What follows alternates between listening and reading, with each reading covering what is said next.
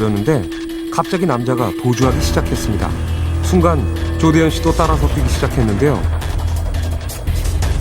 100여 미터가량 추격전을 벌였던 상대는 키 180cm에 90kg이 넘는 거구였습니다. 근데 진짜로 흉기 있으면 예. 그래도 잡아야 된다고 생각했어요. 저는 흉기가 있더라도 어떻게 해서든 그걸 잡아야죠. 저 사람을 잡아야지만이 이런 범죄가 또 다시 일어나지 않을 거라는 생각도 있었고, 그 피해자가 우리 가족이 될 수도 있고. 당시 남자는 귀가하던 여성을 강제 추행하고 있었고 예전에도 이와 비슷한 일로 보호 관찰 중인 상습범이었습니다. 감사하다고 고맙다고 어쩔 줄 몰라 하시던데, 제가 더 그런 감사하다는 말에 좀 그렇더라고요. 제가 당연히 할 일을 한 것뿐인데 너무 막 미안해하고 감사해하고 이러니까.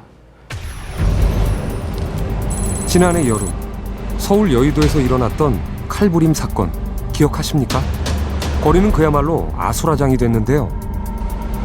사건이 발생했던 시각은 저녁 7시 16분. 갑자기 한 남성이 행인들에게 흉기를 마구 휘두른 뒤 달아났습니다. 도주하던 남성은 마주오던 사람들에게도 무자비한 흉기 난동을 벌였는데요. 사건 발생 14분 만에 4명이 중상을 입은 끔찍한 충격과 공포를 안겨준 사건이었습니다. 그런데 흉기를 든 범인을 뒤쫓으며 체포에 결정적으로 기여했던 영웅이 있었습니다. 바로 이각수 씨. CCTV에서 범인을 향해 발차기를 하며 맨몸으로 대적했던 사람입니다. 몇 번을 봤습니다. 어떤 비명 소리가 나서 제가 이렇게 뒤를 바라보니까 그 남자 한 분은 그 당시 옆구리가 이제 찔렸던 것 같아요. 그래가지고 뒷걸음치면서 저쪽에 쓰러져 있었고, 여성분이 이제 이미 얼굴을 이렇게 흉기로부터 이렇게 걸치고. 당시 이각수 씨는 인근 카페에서 차를 마시다 흉기로 사람을 찌르고 도망치는 범인을 발견했습니다. 다른 사람들은 모두 범인을 피해 달아났지만 그는 달랐습니다.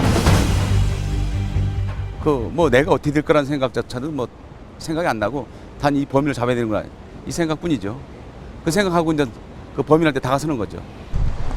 자신의 위험 따윈 잊은 채 계속 범인을 추격했습니다. 움츠리고 쓰러져 있는데 그 쓰러진 사람을 잡아가지고 다시 이제 제 차 찌르더라고요. 찌르서 내가 이제 쫓아가지고 이제 저를 찌르고 그래서 제가 피해가지고 이제 발로 이제 가슴을 찼어요. 차니까 그 범인이 이제 뒤로 이제 저 앞에서 나가 떨어졌어요. 떨어지고.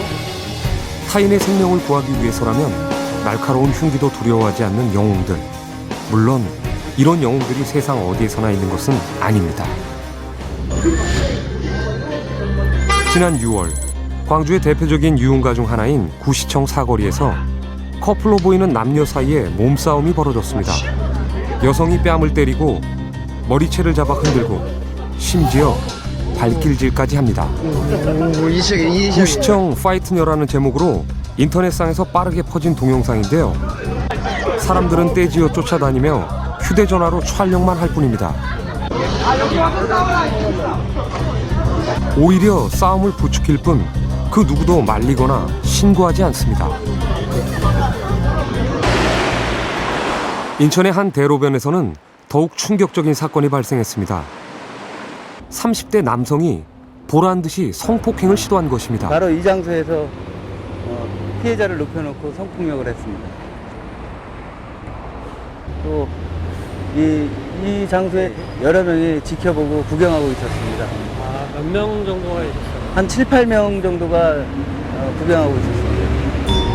그러니까 이곳에서 성폭행이 벌어지고 있는데 주변에 서 있던 7, 8명의 사람들은 구경만 하고 있을 뿐 아무도 이를 제지하지 않았다는 것입니다.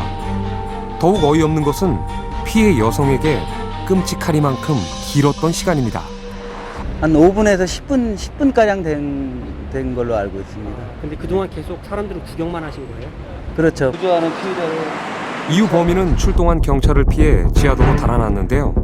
이때에도 시민들의 반응은 다르지 않았습니다. 맞은편에서 오는 7, 8명의 행인들과 남자분들이 많았는데 강도니까 막아달라고 수의 소리를 쳤는데도 아무도 막는 사람이나 제지하는 사람이 없었습니다. 범인은 100여 미터를 더 지나 맞은편 차도에서 붙잡혔습니다. 그동안 도와주는 사람은 아무도 없었습니다. 개인주의가 팽배한